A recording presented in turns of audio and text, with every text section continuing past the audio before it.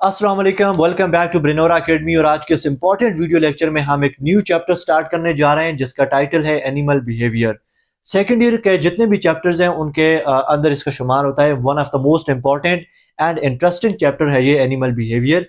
तो dear listeners, इस पूरे चैप्टर के अंदर हम एनिमल बिहेवियर से जितने भी इंपॉर्टेंट कॉन्सेप्ट हैं, जितने भी टॉपिक्स हैं, उनको वन बाय वन बिल्कुल ईजी वे के अंदर हम डिस्कस करेंगे। आज के इस फर्स्ट वीडियो के अंदर हम ये देखेंगे कि एनिमल बिहेवियर होता क्या है, स्टिमुलस क्या है, इसकी कौन कौन से स्टेप्स हैं, कौन से ऐसे फैक्टर्स हैं जो कि एनिमल बिहेवियर को इन्फ्लुएंस करते हैं। सो ये सारी चीजें हम आज के इस वीडियो लेक्चर के अंदर कवर करने वाले हैं।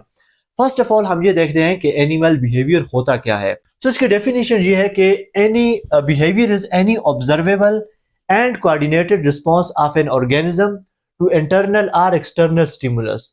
अब इस डेफिनेशन को थोड़ा ब्रेक करके हम समझते हैं। Behaviour is any observable, okay. Behaviour क्या होता है? ऑब्जर्वेबल होता है, जिसे आप ऑब्जर्व कर सकते हैं, जैसे walking, sitting, running, sleeping, mating. ये वो बिहेवियर हैं जिन्हें आप ऑब्जर्व कर सकते हैं। अब यहाँ पर एक इंपॉर्टेंट कॉन्सेप्ट आपने याद रखना है, जैसे कि मैंने आपको बताया कि response of an organism to internal और एक्सटर्नल स्टिमुलस। बहुत सारे स्टिमुलस ऐसे भी होते हैं जिनका हमारी बॉडी रिस्पॉन्स शो करती है, या लिविंग ऑर्गेनिज्म उस स्टिमुलस के अगेंस्ट रिस्पॉन्स शो करता है, लेकिन वो बिहेवियरल रिस्पॉन्स नहीं होता, वो फिजियोलॉजिकल रिस्पॉन्स होता है। अगर हम अपनी जो बॉडी है इसके इंटरनल जो एनवायरनमेंट की बात करें, वहां से एक एग्जांपल हम लेते हैं। जैसे ब्लड का जो ग्लूकोज लेवल है वो राइज करता है। जैसे ही ब्लड का ग्लूकोज लेवल राइज करता है तो ये क्या है? एक स्टिमुलस है। इसके रिस्पॉन्स में हमारी बॉडी इंसुलिन की प्रोडक्शन करती है। सो ये ऑब्जर्वेबल नहीं है, ये फिजियोलॉजिकल रिस्पॉन्स है, ना कि बिहेवियरल रिस्पॉन्स। ओके, सो जो बिहेवियरल रिस्पॉन्स होता है वो क्या होता है? ऑब्जर्वेबल होता है। सो यहाँ पर ये इंपॉर्टेंट पॉइंट आपने याद रखना है कि behaviour is any observable and coordinated response. Coordinated response का मतलब ये है कि बॉडी का एक ही ऑर्गन या सिस्टम उसका रिस्पॉन्स नहीं दे सकता। जैसे हम जो है चलते हैं, या लिविंग ऑर्गेनिज्म चलते हैं, तो उसके अंदर बहुत सारे बॉडी के ऑर्गन्स, बहुत सारे सिस्टम यूज होते हैं। सेंसरी सिस्टम उसके अंदर यूज होता है, मस्कुलर सिस्टम वहां पर यूज होता है, इंसान के रिसेप्टर्स, आईज वहां पर जो है यूज होती हैं। सो ये डिफरेंट बॉडी के ऑर्गन्स वहां पर यूज होते हैं, सिस्टम यूज होते हैं। सो ये एक कोऑर्डिनेटेड रिस्पॉन्स है। किसका? लिविंग ऑर्गेनिज्म का, टू इंटरनल और एक्सटर्नल स्टिमुला या स्टिमुलस। स्टिमुलस का मतलब होता है कोई भी change. Okay, internal environment body के इनसाइड कोई चेंज होती है, एक्सटर्नल एनवायरनमेंट बॉडी के आउटसाइड कोई चेंज होती है। जब वो चेंज लिविंग ऑर्गेनिज्म को इफेक्ट करती है तो उसके रिस्पॉन्स में जब उसका जवाब लिविंग ऑर्गेनिज्म देते हैं, रिस्पॉन्ड करते हैं, तो इस रिस्पॉन्स को हम बिहेवियर कहते हैं। और ये स्टिमुलस जो चेंज है, चाहे वो इंटरनल एनवायरनमेंट से हो या एक्सटर्नल एनवायरनमेंट से हो, उसके रिस्पॉन्स में ऑब्जर्वेबल एंड कोऑर्डिनेटेड रिस्पॉन्स होता है जो लिविंग ऑर्गेनिज्म का, उसे हम बेसिकली बिहेवियर कहते हैं। दोस्तों, अगर इसकी सिंपल डेफिनेशन आपने याद रखनी है तो वो आप ये भी रख सकते हैं कि response of an organism to a stimulus is called behaviour. But ये एक कंप्लीट डेफिनेशन है, सो एग्जाम के अंदर आप ये वाली डेफिनेशन को यूज कर सकते हैं। इसके अलावा हम बात करते हैं इथोलॉजी की। अब ये जो बिहेवियर है, इसकी साइंटिफिक स्टडी को हम इथोलॉजी कहते हैं। Ethology is the scientific study of behaviour, कि इसके अंदर हम ये स्टडी करते हैं कि बिहेवियर होता क्या है, इसका लिविंग ऑर्गेनिज्म के सर्वाइवल के अंदर क्या रोल है, कौन से जो फैक्टर्स हैं वो इसको इफेक्ट करते हैं। सो ये सारी चीजों की जो स्टडी है, जो साइंटिफिक स्टडी है, उसको हम इथोलॉजी कहते हैं। ओके, नेक्स्ट हम बात करते हैं स्टिमुलस, जो कि एक बहुत ही इंपॉर्टेंट पॉइंट है।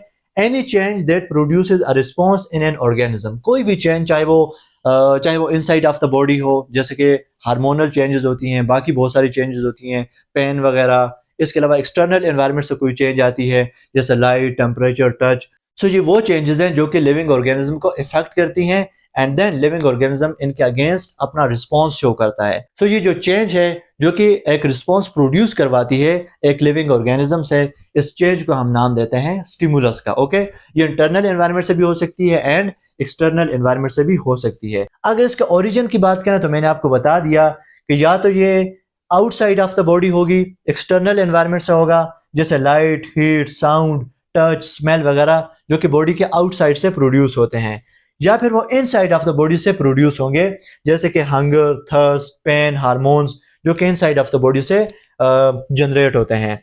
इसके अलावा अगर हम बिहेवियर की एग्जांपल की बात करें तो जैसे वॉकिंग, चलना, बैठना, सोना, eating, mating, territorial defence, courtship behaviour, एक मेट को अट्रैक्ट करने के लिए जो बिहेवियर जो है लिविंग ऑर्गेनिज्म अपनाते हैं उसको कोर्टशिप बिहेवियर कहते हैं। तो ये सारे के सारे एग्जाम्पल हैं बिहेवियर के।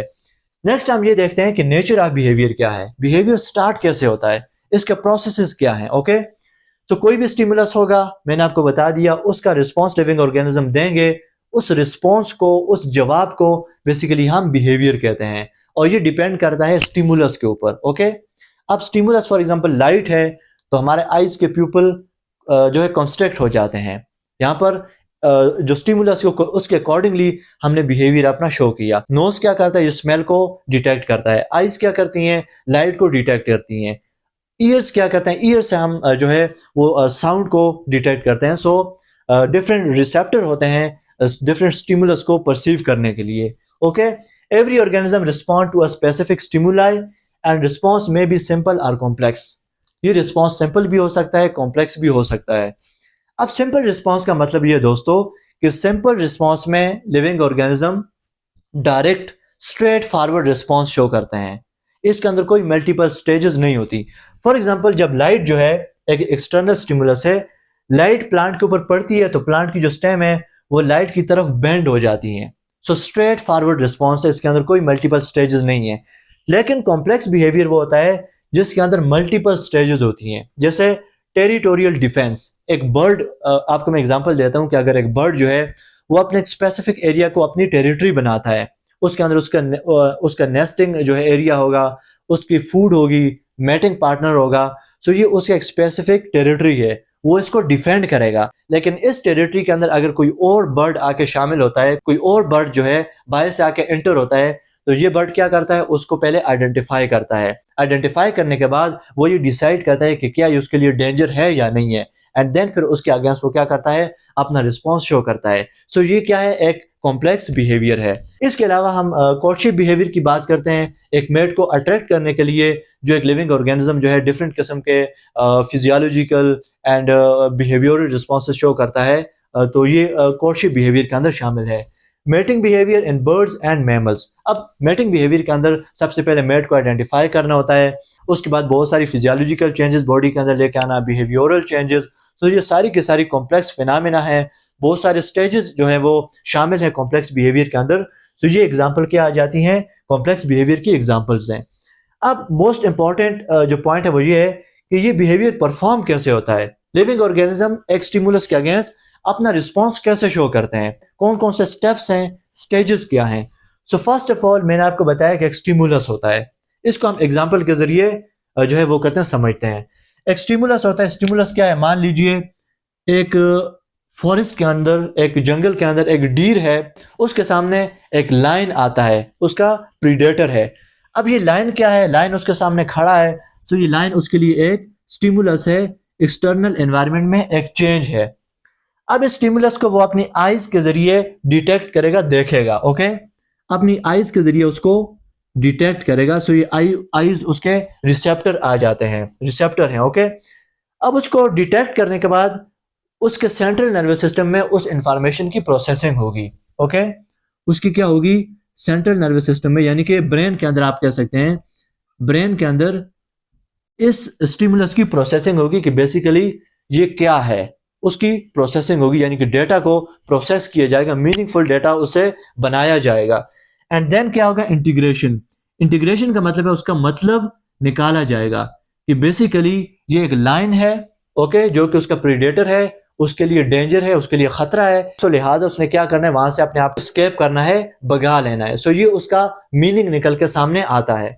एंड फाइनली वो डीर वहां से क्या करता है, स्केप कर जाता है। सो ये क्या है, उसका रिस्पॉन्स होता है स्टिमुलस के अगेंस्ट। तो इस तरह से यही स्टेजेस होती हैं, सारे के सारे जो बिहेवियर्स हैं वो बेसिकली इन्हीं स्टेजेस के जरिए क्या होते हैं, एक लिविंग ऑर्गेनिज्म के अंदर अपना रिस्पॉन्स शो करवाते हैं स्टिमुलस। ओके, नेक्स्ट हम बात करते हैं effects of genetics on behaviour, कि जेनेटिक्स का बिहेवियर के ऊपर क्या इफेक्ट्स है, क्या इसका रोल है।